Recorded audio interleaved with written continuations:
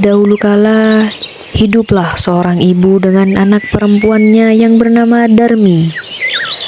Ayah Darmi sudah meninggal saat Darmi masih kecil. Dahulu mereka hidup dengan sangat berkecukupan. Namun, setelah ayahnya meninggal, Ibu Darmi harus bekerja keras di ladang demi menghidupi mereka. Karena setiap hari bekerja di ladang, kulit Ibu Darmi menjadi semakin gelap dan berat. Tubuhnya pun menyusut. Semua dilakukannya demi Darmi, putri satu-satunya. Namun, apa yang dilakukan Darmi, ia tidak mau membantu ibunya.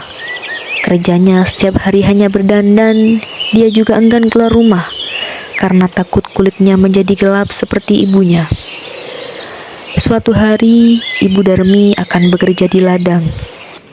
Ia akan bekerja sampai sore hari sebab musim panen telah tiba. Ibu Darmi berkata pada Darmi, Dan nanti tolong masakkan buat ibu ya. Hari ini ibu tidak bisa pulang siang karena harus menyelesaikan panen ke ladang. Nanti kalau sudah selesai antar makanannya ke ladang ya nak. Masak? Aku? Memasak? Nggak mau Bu. Kalau aku masak, nanti badanku ini bau tungku. Aku kan habis mandi. Terus kalau aku mengantar makanan ke ladang, nanti kulitku yang putih ini kena panas matahari, Bu. Nanti aku jadi hitam kayak ibu. Nggak mau, Bu. Ibu Darmi hanya menggeleng-gelengkan kepala yang terlihat sedih ketika di ladang. Ibu Darmi bekerja dengan keras. Dia mengumpulkan hasil panen karena besok dia akan menjualnya ke pasar. Ia tidak memperdulikan perutnya yang lapar. Saat lelah, dia beristirahat sambil minum air yang dibawanya. Ia berdoa dalam hati. Ya Allah, tolong ubahlah anakku. Lepaskan dia dari sifat malasnya. Setelah pulang dari ladang, Ibu Darmi betapa terkejutnya dirinya ketika di meja tidak ada makanan yang bisa dimakan. Darmi sama sekali tidak memasak. Darmi yang melihat ibunya pulang justru marah-marah. Ibu ini dari mana sih seharian? Kan nggak ada yang masak. Aku kelaparan, Bu. Belum makan seharian. Darmi, tadi ibu kan sudah menyuruh kamu untuk masak. Ih, Darmi nggak mau, Bu. Darmi kan udah bilang Darmi nggak mau. Darmi meninggalkan ibunya yang sedang kelaparan dan lelah dengan marah. Keesokan harinya, Ibu Darmi sudah siap dengan hasil panennya. Ia akan segera pergi ke pasar. Darmi, ikutlah ibu ke pasar nak. Bantu ibu membawa hasil panen kita. Ah, nggak mau, Bu. Ibu bawa aja sendiri. Ini kan panas. Tuh, lihat terik matahari. Nanti kulitku jadi hitam. Terus, pasar itu kan becek, Bu. Kalau aku pasar nanti kulitku ikut kotor dong. Ih, nggak suka, nggak mau aku, Bu. Akhirnya, Ibu Darmi ke pasar sendiri dengan membawa hasil ladang itu.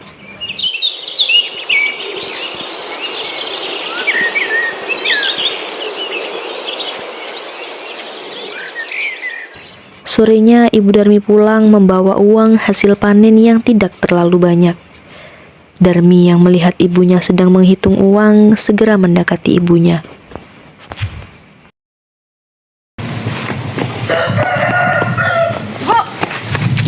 Udah Darmi habis nih. Beliin dong. Ya, ibu belikan. Tadi kamu besok ikut ibu ke pasar ya, supaya tidak salah belinya ibu. Ya udah deh. Besok aku ikut.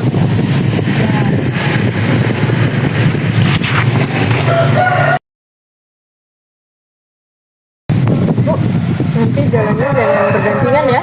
Ibu di belakangku aja. Kenapa Darmi? Ah udah, ada lah pokoknya. Bu, jangan deket-deket. Ya? Ya, Akhirnya Darmi dengan terpaksa ikut ibunya pergi ke pasar. Darmi sebenarnya malu berjalan bersama ibunya yang berkulit gelap dan wajah yang tak terawat.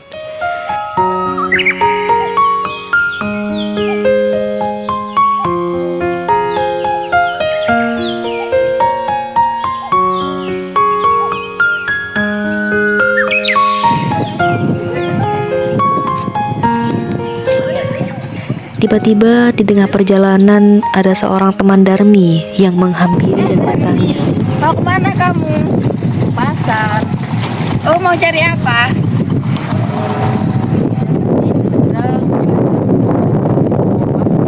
Oh iya, ini siapa kamu? Ini ya. Ini pembantuku. Oh,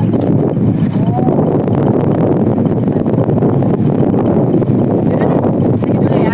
ya. Betapa sedih Ibu Darmi mendengarnya. Namun, hanya ia tahan di dalam hati mereka. Saat melanjutkan perjalanannya ke pasar, Darmi bertemu dengan temannya yang lain. Mau kemana? Ke pasar nih. Tumben kamu mau ke pasar. Iya, mau belanja dikit lah. Ngomong-ngomong, siapa yang di belakang kamu? Pembantuku. Oh, pembantu. Iya, pembantuku. Ya udah, Darmi, aku duluan ya. Oke, bye. Sungguh, hati Bu Darmi semakin sedih. Begitu tega anaknya mengakui dirinya sebagai pembantu. Namun, sekuat tenaga dia berusaha menahan semuanya. Sampailah Darmi dan ibunya di pintu pasar. Saat mereka akan memasuki pasar, lagi-lagi Darmi bertemu dengan Hai Darmi, Ayo ikan. tumben kamu mau ke pasar? Oh iya dong, aku kan beli bedak, beli baju. Kan harus sesuai selera tuh. Kalau aku nggak ikut gimana? Darmi, kamu semakin hari makin cantik aja. Oh iya, thank you. Bagi dong tips cantik menurutmu.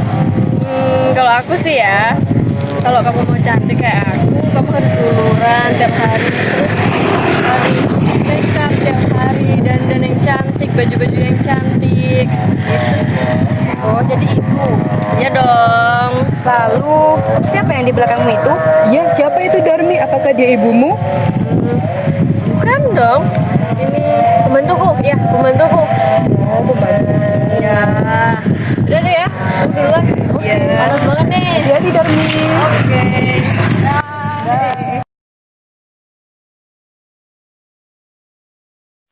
Setelah bertemu temannya, Darmi dan ibunya yang melanjutkan jalan ke pasar.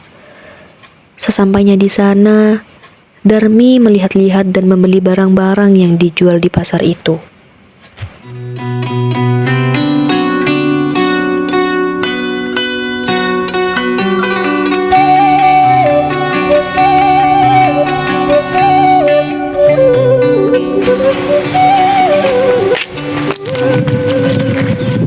Ayo dibeli ini, murah-murah ada promo.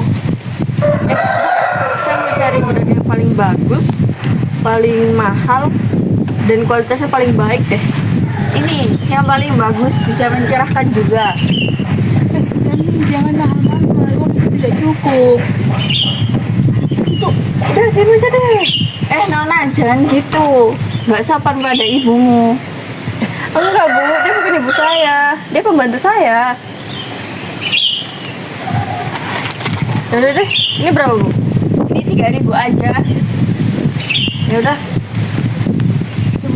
Ini uangnya. Ya, makasih ya.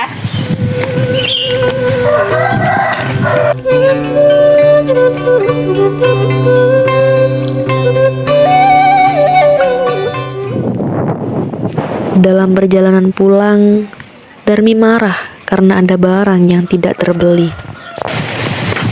Bu, ibu gimana sih? Kan Darmi maunya beli bedak yang mahal, yang bagus. Darmi, kamu sudah beli banyak sekali, nak. Uang ibu tidak cukup lagi. Alah, ibu alasan aja. Kalau Darmi mau ya ibu harus membelikan dong. Terus tadi kenapa ibu jalannya deket-deket Darmi? Darmi kan udah bilang ibu jalannya di belakang Darmi. Darmi malu bu. Masa Darmi punya ibu yang kayak gini?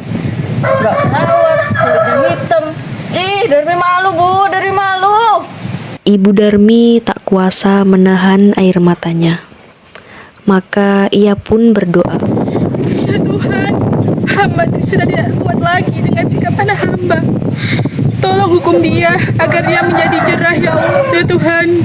Setelah Ibu Darmi selesai berdoa, tiba-tiba Darmi menjerit. Bu, ibu, tolong bu, kaki Darmi bu. Ibu, tolong bu. maafkan ibu nak. Semua ini karena perlakuanmu pada ibu. Bu, ampun Bu. Sedikit demi sedikit, Darmi menjadi batu. Darmi menangis pilu. Darmi merintih sambil menangis meminta ampunan kepada ibunya. Sayangnya, semua tak bisa kembali seperti semula. Darmi tetap menjadi batu.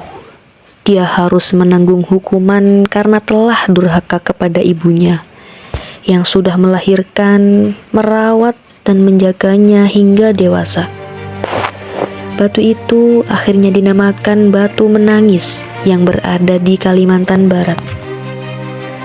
Dari cerita rakyat Batu Menangis, kita semua dapat mengambil pelajaran bahwa kita sebagai seorang anak hendaknya harus berbakti kepada kedua orang tua kita. Ibu adalah orang yang telah mengandung, melahirkan, dan merawat kita dengan penuh kasih sayang. Apapun rupa orang tua kita, baik miskin maupun kaya, mereka tetap orang tua kita yang harus kita hormati, sayangi, dan juga kita rawat dengan sepenuh hati. Hormati orang tuamu, maka akan datang keberkahan di dalam hidupmu.